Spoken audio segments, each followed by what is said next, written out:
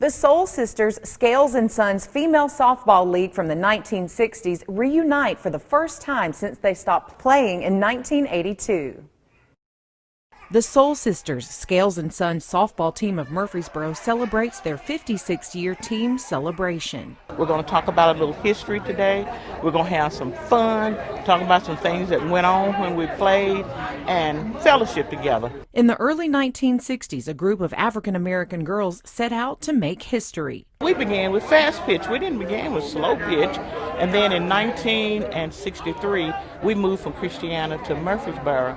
And in 1965, we became an organized team. There weren't many resources for a group of young African-American females in the early 60s, but through the help of sponsors and their coaches, these young women worked hard and won games. Back when I started playing, we didn't have sponsors, so Daddy Gray, my daddy, they came out of their pockets to make sure we ate, to make sure we had our uniforms, to help out people that didn't have school stuff. I mean, the coaches, Daddy Gray and my daddy, Mr. Grant Daniels, they did a lot for the community. If children didn't have, they would give to them. Johnson says because her dad was the coach, she really didn't have much choice of whether or not to play. Softball kept us out of trouble. It kept us focused on something. And not only did we play, we were required to be good. And they were good, even winning the 1972 Tennessee State Championship in Chattanooga.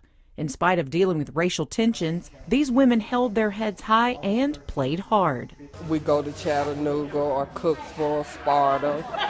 You know, we got called names, and but our dad, he just told us we keep playing. We didn't feed into none of the negativity, and we just went out and beat people. Councilman Kurt Wade joined the celebration to read a proclamation from Mayor Shane McFarland, officially declaring the event Soul Sisters Scales and Sons Women's Softball Day in Murfreesboro, finally giving these women and their coaches the recognition they deserve. Organizer Sheila Daniels Johnson gets emotional talking about just how special it is to have all of the players together after all these years. We're like family, and we've never got together, and I'm just a little overwhelmed. My dad is gone, my sister is gone, and we're going to release balloons in their honor, and we're going to call out their names.